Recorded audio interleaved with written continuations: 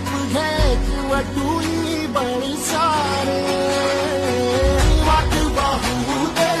काही दिशा आता थांबायचं नाही